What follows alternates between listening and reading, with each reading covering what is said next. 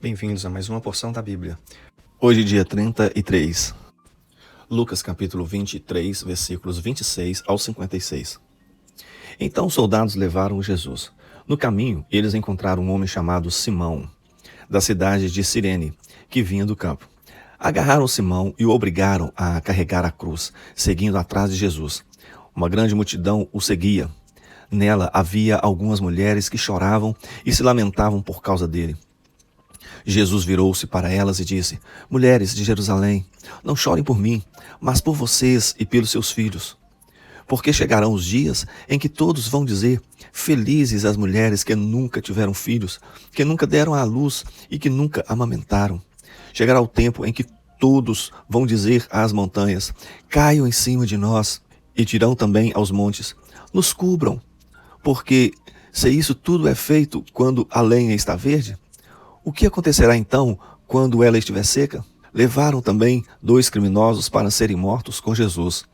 Quando chegaram ao lugar chamado A Caveira, ali crucificaram Jesus e junto com ele os 2 criminosos, um à sua direita e o outro à sua esquerda. Então Jesus disse: Pai, perdoa esta gente, eles não sabem o que estão fazendo. Em seguida, tirando a sorte com dados, os soldados repartiram entre si as roupas de Jesus. O povo ficou ali olhando e os líderes judeus zombavam de Jesus, dizendo: Ele salvou os outros, que salve a si mesmo, se é, de fato, o Messias que Deus escolheu. Os soldados também zombavam de Jesus. Chegavam perto dele e lhe ofereciam vinho comum e diziam: Se você é o rei dos judeus, salve a você mesmo. Na cruz, acima da sua cabeça, estavam escritas as seguintes palavras: Este é o rei dos judeus. Um dos criminosos que estavam crucificados ali insultava Jesus, dizendo: Você não é o Messias? Então salve a você mesmo e a nós também. Porém o outro o repreendeu, dizendo: Você não teme a Deus? Você está debaixo da mesma condenação que ele recebeu. A nossa condenação é justa, e por isso estamos recebendo o castigo que nós merecemos por causa das coisas que fizemos. Mas ele não fez nada de mal. Então disse: Jesus, lembre de mim quando o Senhor vier como rei. Jesus respondeu: Eu afirmo a você que isso é verdade. Hoje você estará comigo no paraíso. Mais ou menos ao meio-dia, o sol parou de brilhar e uma escuridão cobriu toda a terra até às 3 horas da tarde. E a cortina do templo se rasgou pelo meio. Aí Jesus gritou bem alto: Pai, nas tuas mãos entrego o meu espírito. Depois de dizer isto, ele morreu. Quando o oficial do exército romano viu o que havia acontecido, deu glória a Deus, dizendo: De fato, este homem era inocente. Todos os que estavam reunidos ali para assistir aquele espetáculo viram o que havia acontecido e voltaram para casa, batendo no peito em sinal de tristeza. Todos os amigos de Jesus e as mulheres que o tinham seguido desde a Galileia ficaram de longe, olhando tudo aquilo. Havia um homem chamado José, da cidade de Arimateia, na região da Judéia. Ele era bom e correto e esperava a vinda do reino de Deus.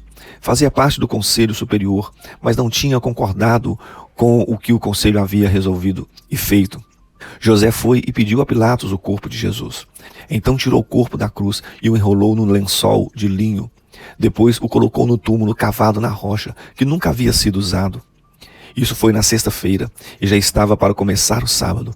As mulheres que haviam seguido Jesus desde a Galileia foram com José e viram o túmulo e como Jesus tinha sido colocado ali. Depois voltaram para casa e prepararam perfumes e óleos para passar no corpo dele. E no sábado elas descansaram, conforme a lei manda. Gênesis capítulo 42. Quando Jacó soube que havia mantimentos no Egito, disse aos filhos: Por que vocês estão aí de braços cruzados?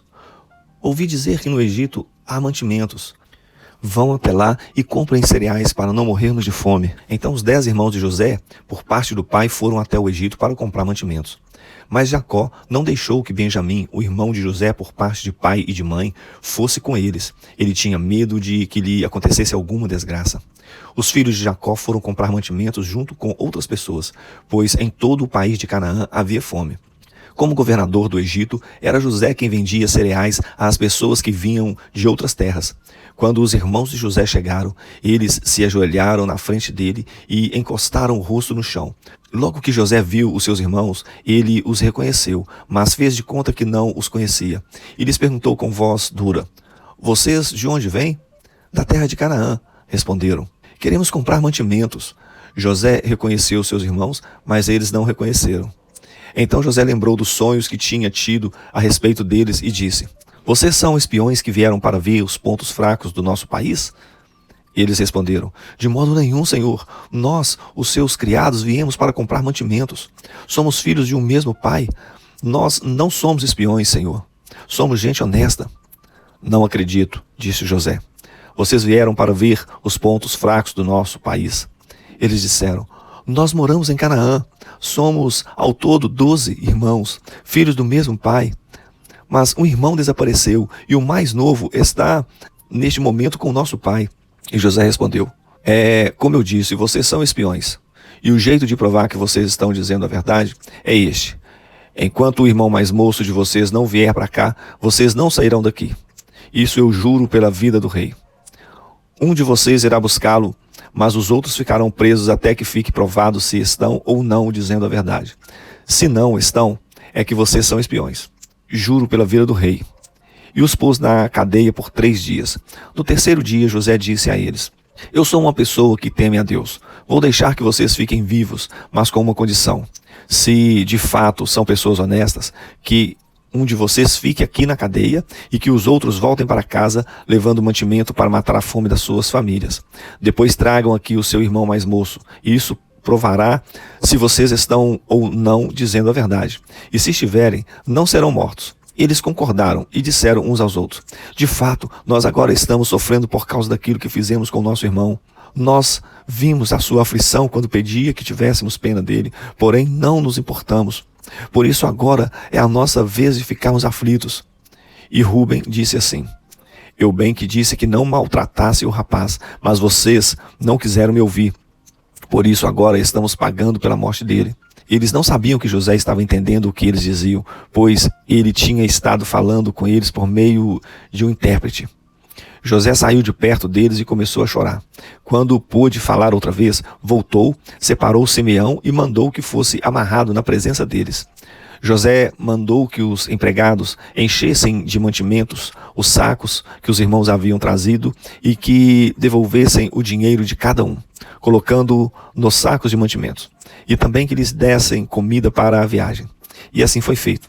Os irmãos de José carregaram os jumentos com os mantimentos que havia comprado e foram embora. Quando chegaram ao lugar onde ia passar a noite, um deles abriu o saco para dar comida ao seu animal e viu que o seu dinheiro estava ali, na boca do saco de mantimentos. Ele disse aos irmãos: "Vejam só, o meu dinheiro está aqui no meu saco de mantimentos." Eles devolveram. Todos ficaram muito assustados e, tremendo de medo, perguntavam uns aos outros: "O que será isso que Deus fez com a gente?" Quando chegaram a Canaã, contaram a Jacó, o seu pai, tudo o que havia acontecido com eles e disseram: "Aquele homem, o governador do Egito, tratou a gente com brutalidade e nos acusou de termos ido ao seu país como espiões. Nós respondemos: somos homens honestos, não somos espiões. Somos ao todo 12 irmãos, filhos do mesmo pai, mas um dos nossos irmãos desapareceu e o mais novo está neste momento com o nosso pai em Canaã." O governador respondeu: "Eu tenho um jeito de descobrir se vocês são homens honestos. Um de vocês ficará aqui comigo e os outros vão voltar levando um pouco de mantimento para seus familiares que estão passando fome. Mas tragam aqui para mim o seu irmão mais novo. Assim eu ficarei sabendo que vocês não são espiões, mas homens honestos. Aí entregarei o irmão de vocês e vocês poderão ficar aqui negociando."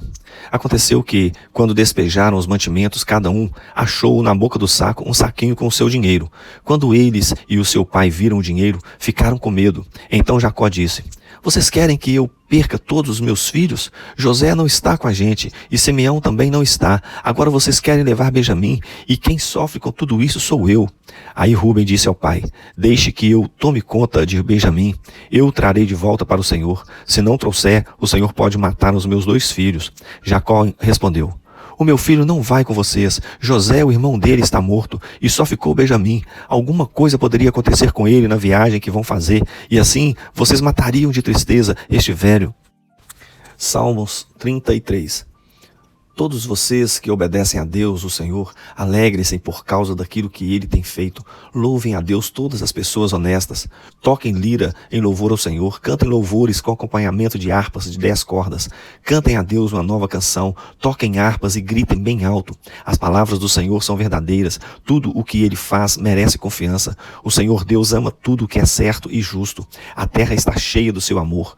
Por meio da sua palavra, o Senhor fez os céus. Pela sua ordem, Ele criou o sol, a lua e as estrelas. Deus juntou os mares num lugar só e guardou os oceanos em reservatórios. Que toda a terra tema a Deus, o Senhor. Que todos os habitantes do mundo o temam. Pois Ele falou e o mundo foi criado. Ele deu ordem e tudo apareceu. O Senhor acaba com os planos das nações. Ele não deixa que eles se realizem. Mas o que o Senhor planeja dura para sempre. As suas decisões permanecem eternamente. Feliz a nação que tem o Senhor como seu Deus. Feliz o povo que Deus escolheu para ser dele. O Senhor Deus olha do céu e vê toda a humanidade. Do lugar onde mora, Ele observa todos os que vivem na terra. É Deus quem forma a mente deles e quem sabe tudo o que fazem. Nenhum rei vence por ter um exército poderoso, nem os soldados conseguem a vitória por causa da sua força. Não são os cavalos de guerra que ganham batalha. A sua grande força não pode salvar ninguém. É o Senhor Deus quem protege aqueles que o temem. É Ele quem guarda aqueles que confiam no seu amor. Ele os salva da morte e nos tempos de fome os conserva com vida. Nós pomos a nossa esperança em Deus, o Senhor. Ele é a nossa ajuda e o nosso escudo. O nosso coração se alegra por causa do que o Senhor tem feito. Nós confiamos nele porque Ele é santo. Ó Senhor Deus, que o teu amor nos acompanhe, pois nós pomos em Ti a nossa esperança.